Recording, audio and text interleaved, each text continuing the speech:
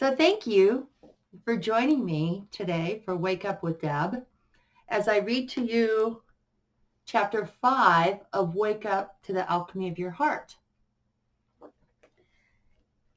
Um, Chapter 5 is, one of my dear friends called it one of the most profound chapters that she's ever read. And a little bit about that chapter for a moment. When I wrote this book, I was sitting at my computer and just typing. And I can honestly say the words weren't even really mine. I was channeling what I wrote. And as I was just being filled with these words, I didn't even realize how powerful these words were. And now it is my pleasure to share them with you. In chapter 5 of Wake Up to the Alchemy of Your Heart. So I got my flow water. If you all have your favorite beverage, kick back with your feet up.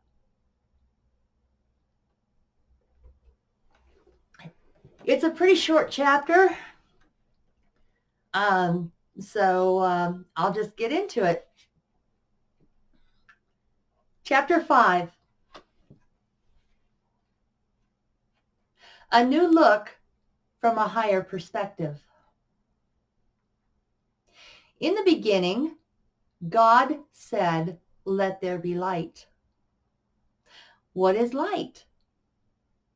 Light is an energy wave. It is the carrier frequency of everything. Everything travels along this light wave. Everything is made of light.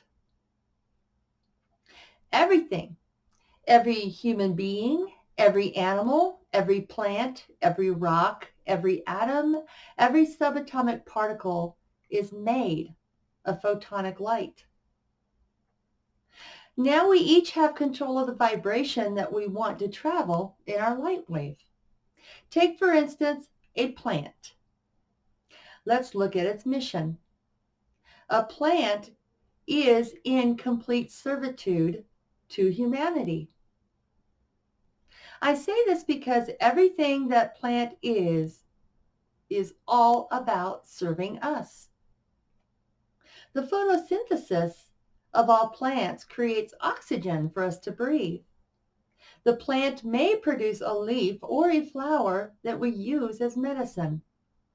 It may bear fruit that we use to fuel our body. The plant may be used to build our homes or something that we use. The plant may provide us with shade on a hot, sunny day. Whatever it is, though, is that plant is in complete service to humanity.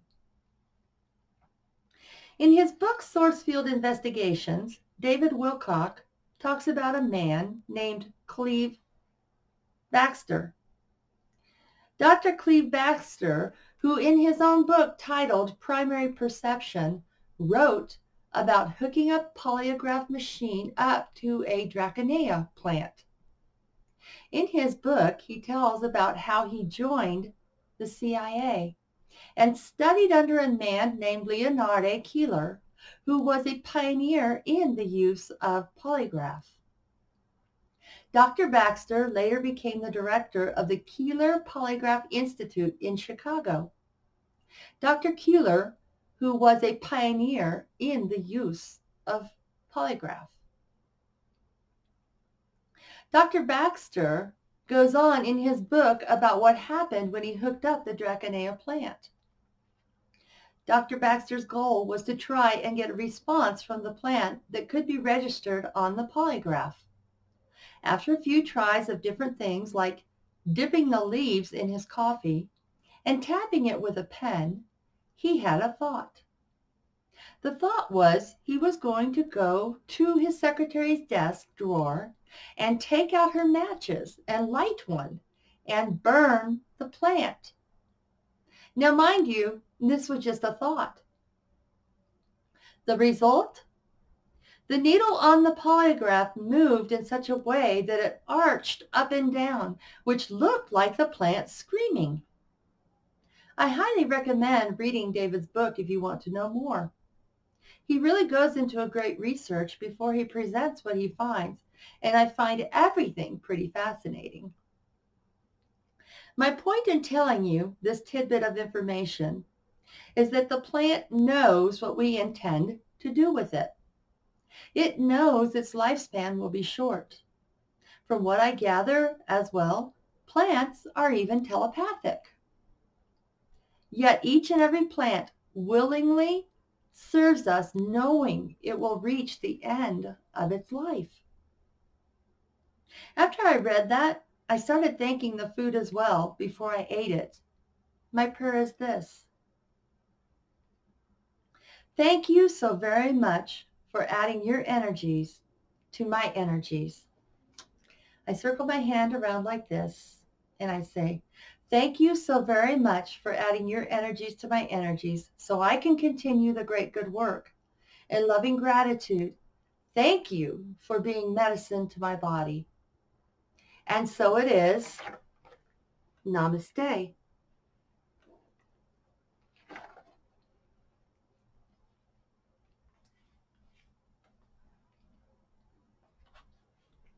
Namaste is simply recognizing and saying that I see the God in you. I wonder if we actually were in gratitude to the food itself, would it actually transmute the energy the food went through to get to our plates?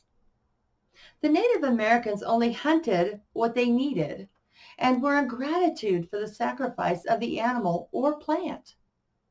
Have we lost that respect and gratitude? I find when I am not in gratitude to my food for fueling me and being my medicine, that is when my stomach gets upset or I have heartburn.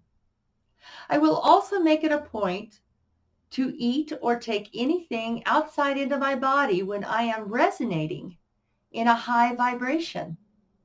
In other words, I only eat when I am in a loving state of being.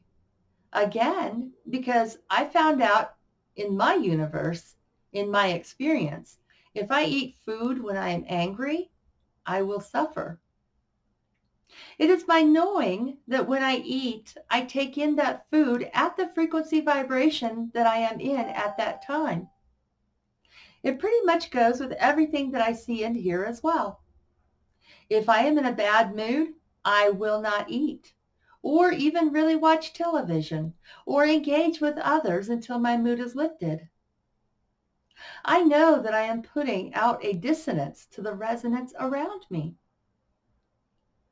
I am the one responsible for what happens to me next, and there was no one else to blame. I know that I am the one creating it. So we have these upper vibrational energies, and then we have the lower vibrational energies. I used to call the upper good and the lower bad. We will even go so far as to calling people who are in the lower frequency energies bad people, and the ones who are in the upper frequencies good people.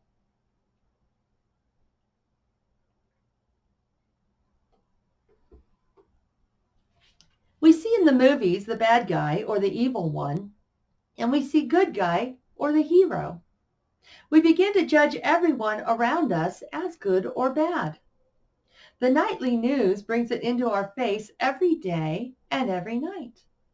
They plaster a picture on our screen of someone who acted differently than we would have. Yes, this person may have committed an offense against someone else. They may have stolen or even killed another person. Before we begin to even know it, we are casting judgment out and we begin to demand justice be done. Even though we claim to be a Christian nation And the Bible clearly states, judge not, lest ye be judged. Jesus said that in Matthew 7, verses 1 through 3. We fall into judging each other so easily. We label these people and others with our judgment. We even judge people by what they wear and look like. So, I have learned that when I judge, it does not come from my soul, but it comes from my ego. My ego is my shadow side, just as it is yours. My ego sends out lower vibrational frequencies from within me if I let it have control because it is power hungry. My ego can make me feel less than another or better than another. It is my ego that will put someone on a pedestal above me or place someone under my feet to walk all over. When we say the devil made me do it, it isn't the devil. It is our ego. When Jesus was tempted in the wilderness, we can clearly see it was his ego. Matthew chapter 4, verses 1 through 11, King James Version tells us, and I don't need a Bible scholar or preacher to interpret this for me, for when I run it through my heart, it reads as this for me. Jesus followed his heart, his intuition. His soul led him into the wilderness. He knew that fasting 40 days and 40 nights, it would make him vulnerable. And he was very, very hungry. Matthew chapter 4, verses 1 through 4 states, then was Jesus led up of the Spirit into the wilderness to be tempted of the devil. And when he had fasted 40 days and 40 nights, he was afterward hungered. And when the tempter came to him, he said, if thou be the Son of God, command these stones be made bread. But he answered and said, it is written, man shall not live by bread alone, but by every word that proceedeth out of the mouth of God. His ego said, if you are really hungry, or if you really are who you say you are, make those stones bread. Aren't you hungry? You know you have the power to transmute this into food. So Jesus answered his ego by saying that he didn't come here to eat. He came here to reflect. He knew that his words meant something. I would also state that Jesus never called himself the Son of God. It also says to me that the words out of God's mouth is what we will live by. In the last chapter, I showed you that Jesus even said in John 10:34 that we are God's. So every word we say, we will live by. In other words, every word we say, we are creating our world around us. Let's continue with the next egoic temptation. Shall we? Matthew chapter 4, 5 through 7 states, then the devil taketh him up into a holy city, and setteth him on a pinnacle of the temple, and saith unto him, if thou be the Son of God, cast thyself down, for it is written, he shall give his angels charge concerning thee, and in their hands they shall bear thee up, lest at any time thou dash thy foot against a stone. Jesus said unto him, it is written again, thou shalt not tempt the Lord thy God. The devil, which I established earlier, is only the ego, taketh him into a holy city. Now, looking at this, I must ask the question, does the devil really have the power to transport a being from one place to the next? I mean, physically carry a physical human body from, say, where I am sitting at now, and physically transport me to, say, Jerusalem in my physical body?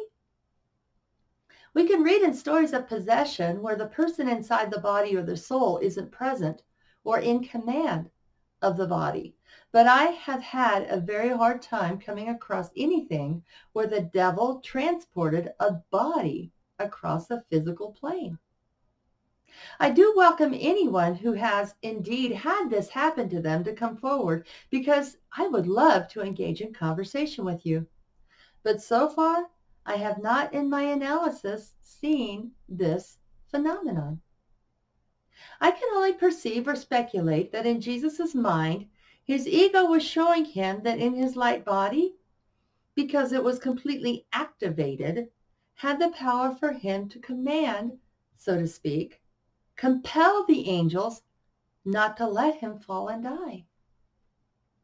Now, I have read many stories where the angels have come in after being asked for help to intervene, say in a car losing control and another being entered that plane or field of existence because that person chose not to exist through that particular doorway presented to them.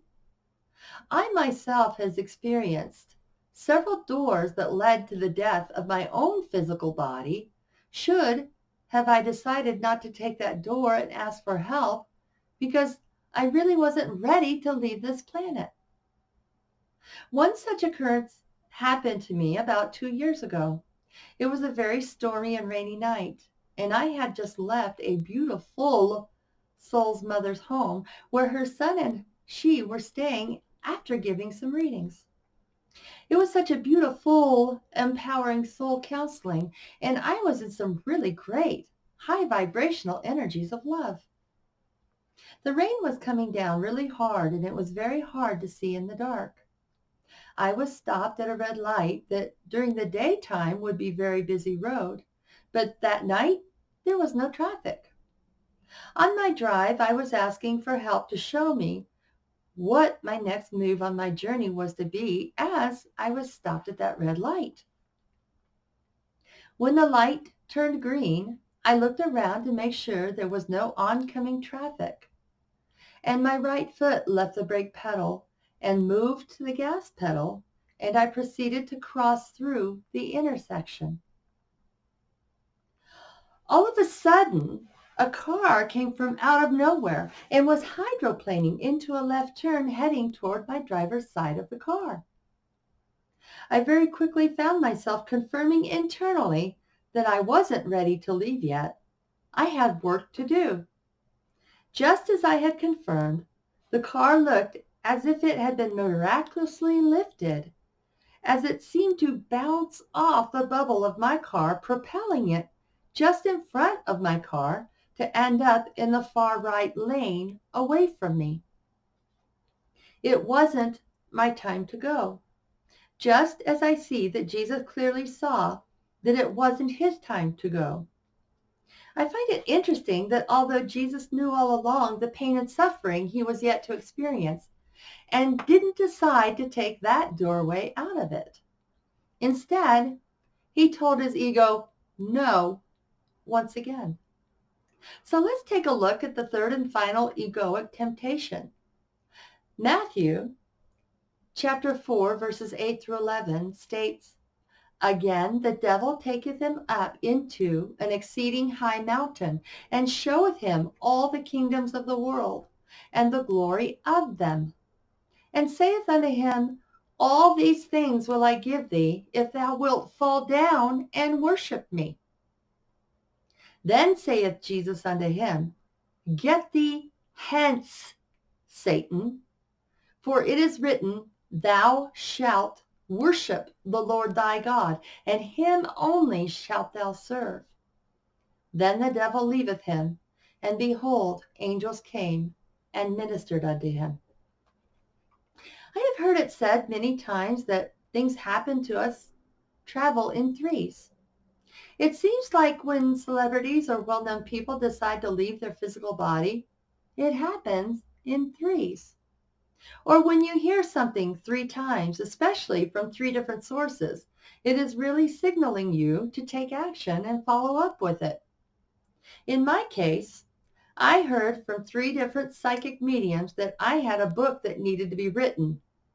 This writing is the result. On the other hand, temptation can also come in threes. It is my perception the reason why this happens is so that we can make sure that we have the absolute motivation to proceed on with what our choice may be. It is kind of like when we leave for a journey in a car and we may encounter some speed bumps along the way.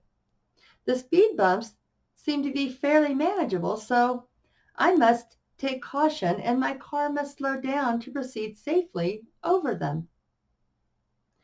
I just don't give up driving my car because I must slow down, but my awareness has been brought to a state that I must be cautious to proceed. The next thing I may run into along the way is possibly some road construction, and again, I am cautioned to slow down, or may even have to come to a complete stop. This sign I received was just what I needed at that perfect time to trigger my awareness, to cause me to take action to slow down. Possibly because if I continued at that speed, I could wreck my car or someone could get hurt. Once again, I just don't stop in my journey and give up. But it does, however, bring my awareness again to the caution I must take during my drive. After I get through the portion of the road that I must slow down for, and my awareness is programmed to be cautious for what may be along my journey, a car may just pull out in front of me, causing me to slam on my brakes and nearly miss hitting the car that wasn't being cautious. So what if that second temptation was like that second impedance of traffic along the way? What if that second temptation was there just to question, are you sure you want to take this journey? Again, in Jesus saying, no, he told his ego to get behind him. Basically, that he is following his soul. I see it as a greater propulsion to go into a third time with his mind pretty much tuned into his heart as the third dissonance of the harmonic chord was playing. So let's take a look at the third temptation again. Again, the devil taketh him up into an exceeding high mountain, and showeth him all the kingdoms of the world, and the glory of them. And saith unto him, all these things will I give thee, if thou wilt fall down and worship me. Then saith Jesus unto him, get thee hence, Satan, or get thee behind me, Satan. If thou wilt fall down, get thee behind me, Satan. For it is written, thou shalt worship the Lord thy God, and him only shalt thou serve. Then the devil leaveth him, and behold, the angels came and ministered unto him. Jesus knew that he was further ahead of others in being able to perform miracles.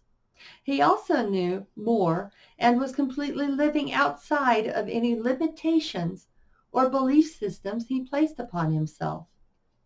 I mean, look at today.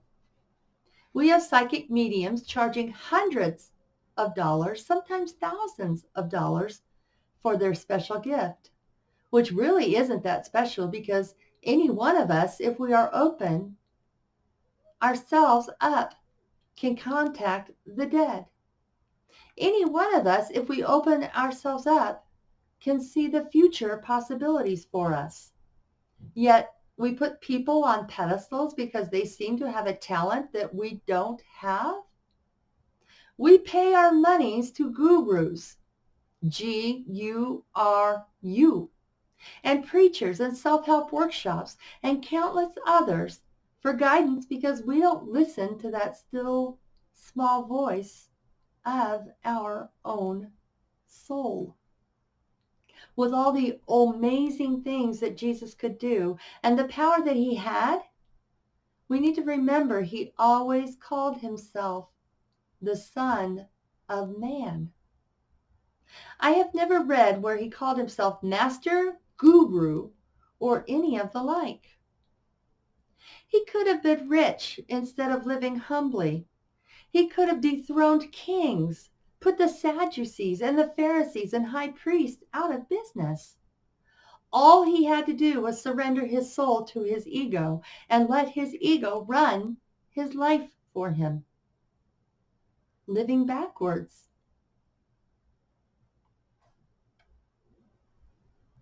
Sell his soul to the devil, so to speak.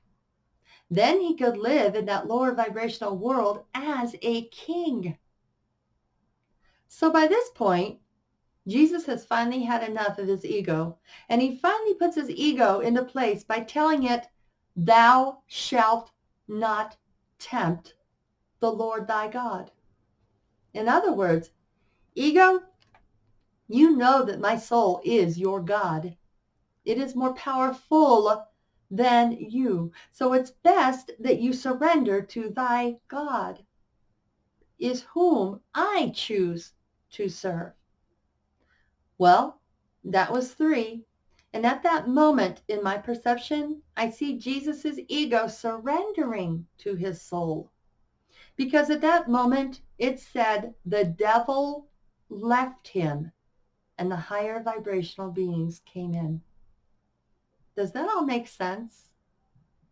As I said in the previous chapter, our least expression of ourself, our little me, our devil tempts us in wanting to choose lower vibrational energies. When we choose to be selfish, greedy, angry, fearful, judgmental, better than or less than, are only just a few of those lower vibrational frequencies that we emit from within us.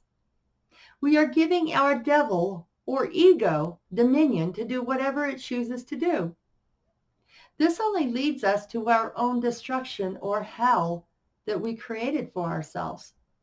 On the other hand, when our ego is serving our Lord thy God, or our soul, our highest expression of ourselves, and we choose to be selfless or in service, giving, loving, empowered, and discerning, we are more powerful than we have ever been and create heaven for ourselves.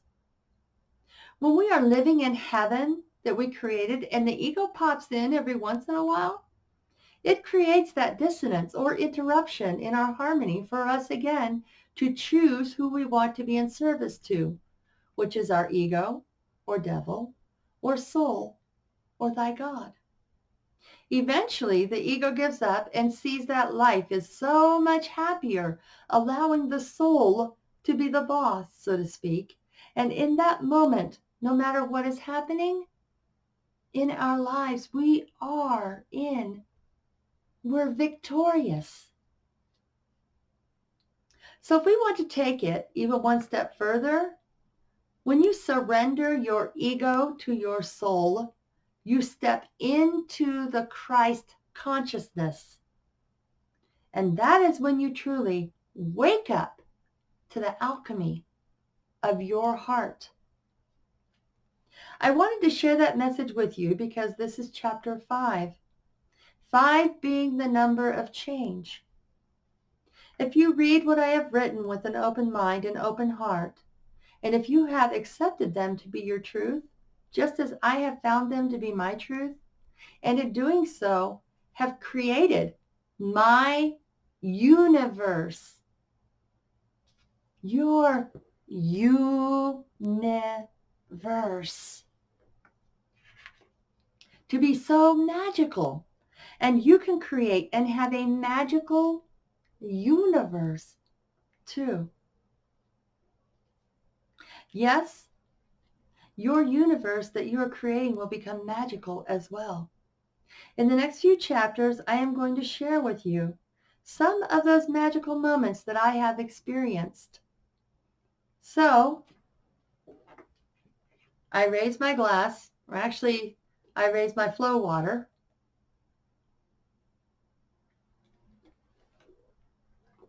In celebration to toast your new life. For you, now know the power within you.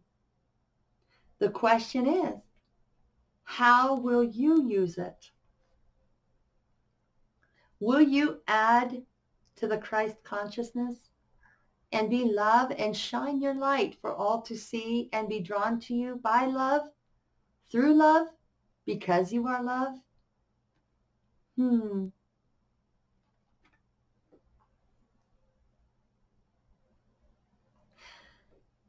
So that was chapter 5 of Wake Up to the Alchemy of Your Heart. Tomorrow at 2 p.m. Mountain Time, I will be back to read to you Close Encounters with the Supernatural. Sorry, let me do that again. Chapter 6, Close Encounters with the Supernatural and Magical.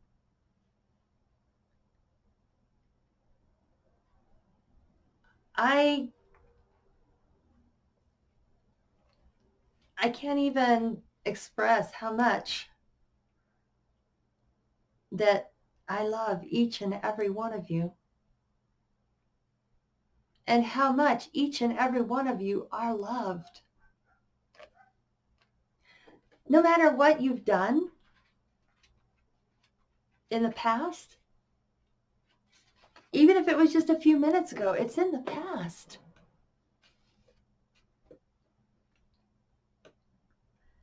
You know, when we turn away from those wicked ways and start at this now and present moment and live a life of loving one another, a very momentous change can happen for each one of us.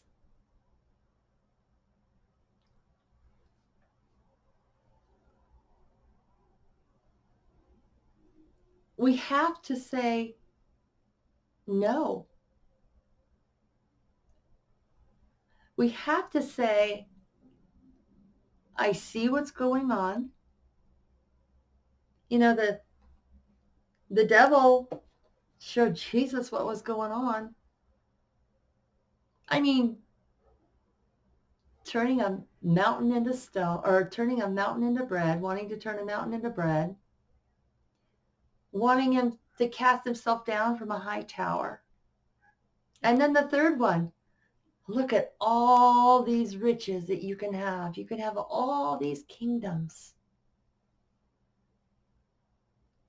And there are those of us who have chosen to have all of these kingdoms.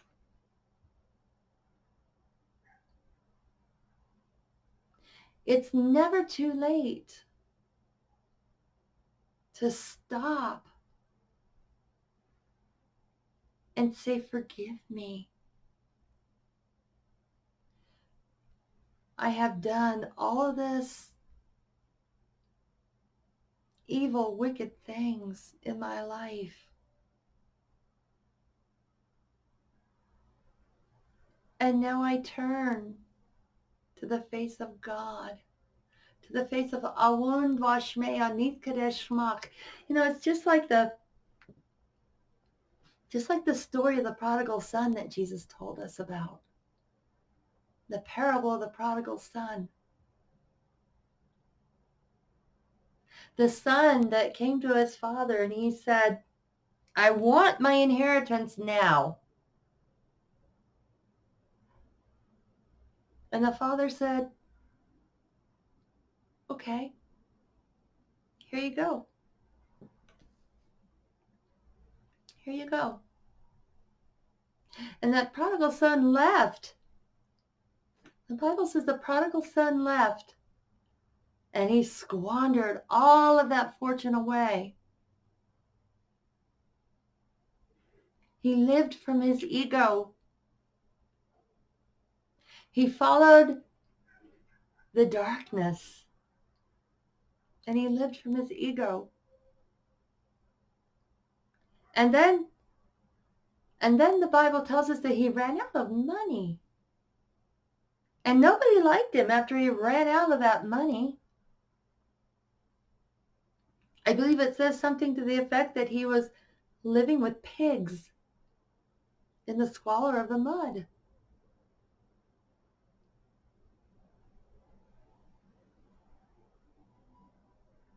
How low can we go?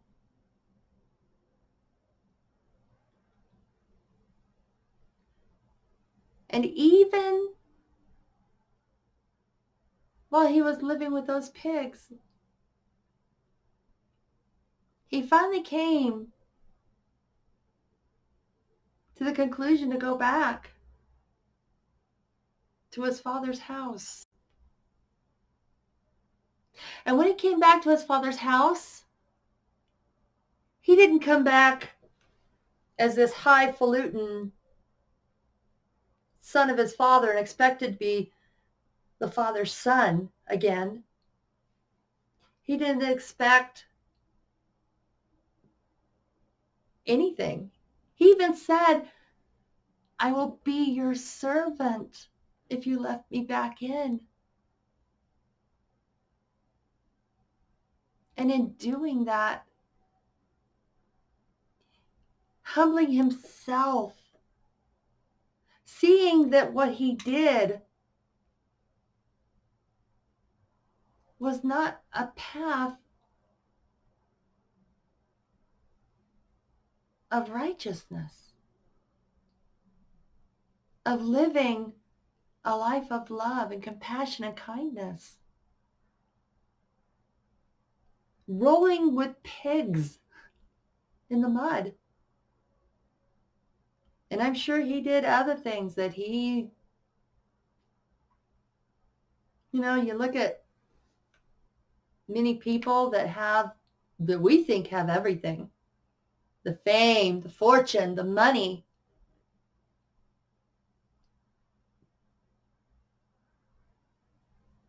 And then you see these testimonies and stories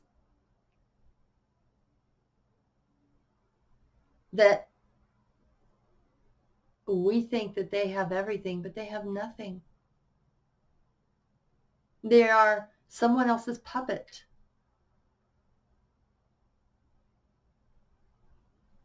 The prodigal son came back and said, Father, if you let me back into your house, I'll be your servant. You know what the father did? The father said, kill the fatted calf.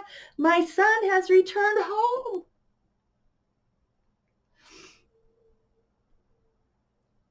And that's what Alon Dwashmea Nikadesh Shmach does.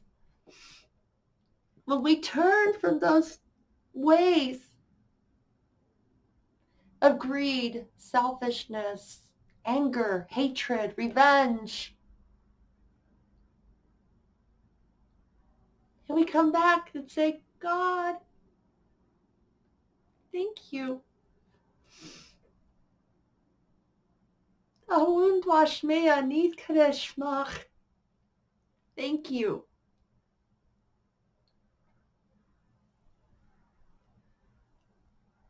Our beloved parents, our beloved father and mother.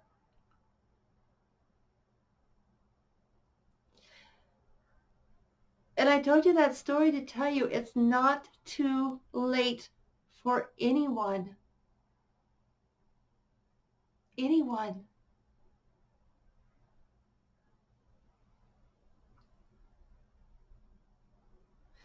Because we are Awun Washmea Nidkades Shmach children. And although we may have suffered some kind of abuse at our parents' hands, God does not abuse his children, her children. But God does allow us to leave the kingdom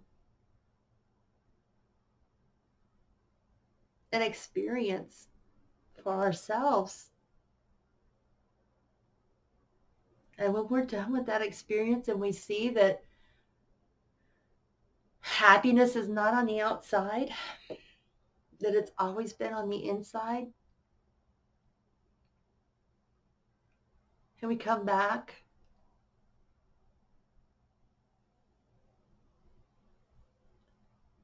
and we say, I just want to be your servant. And God says, you're my child.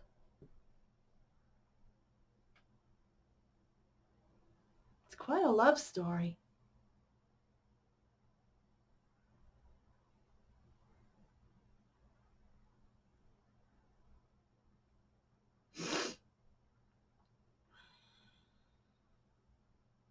It's quite a love story. And in that love story, each one of us, as children of God, we can light that love inside of us. Our soul. And turn away from our ego.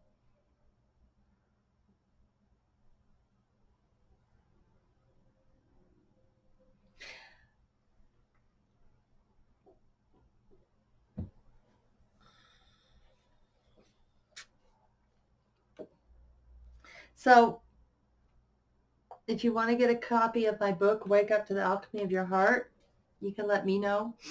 You can mention in the comments below that you'd like to have a copy, a signed copy, or you can order it from Amazon.com.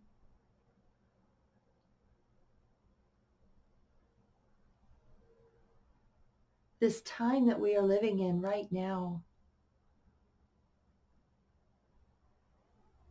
it is one of the most amazing times, I think, on the history of this planet ever. Where we can all start really loving each other.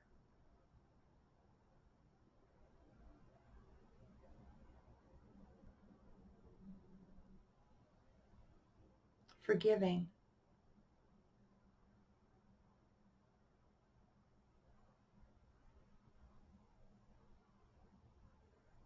Because in my perception,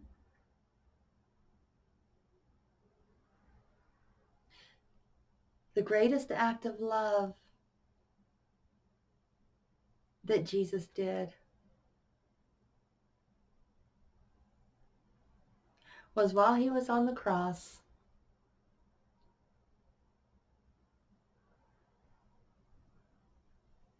After these men crucified him, men and women crucified him for living a life of love.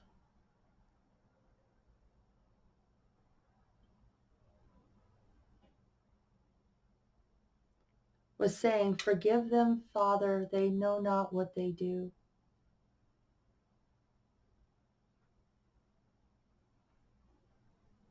And that's our prayer.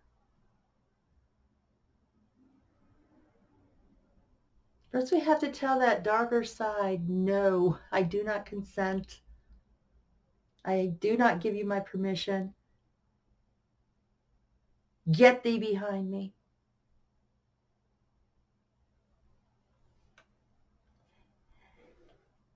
In chapter 6,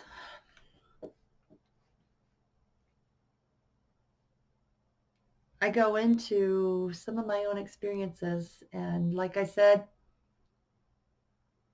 I'll be back tomorrow at 2 p.m. on Facebook.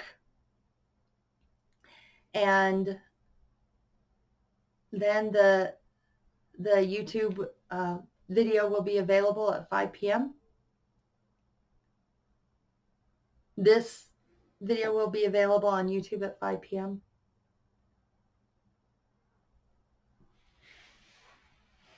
I encourage you to share this with others in just getting the message out. The message of love and waking up to the alchemy of your heart. I'd just like to say I thank you so much for sharing in this incarnation with me. I love you from the very core of my being, from the very core of whom I am.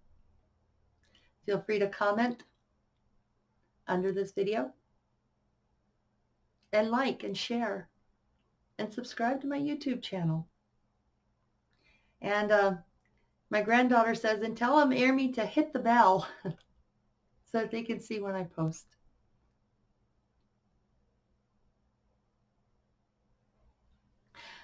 Until tomorrow, or until my next appearance, Awun Dwashmea Nith Kadesh Mach bless you. Again, I love you from the very core of my being, from the very core of who I am. Thank you again for sharing in this incarnation with me. Enjoy, I-N-J-O-Y, the day you create, and create the day that you enjoy. Until next time, namaste. Mwah.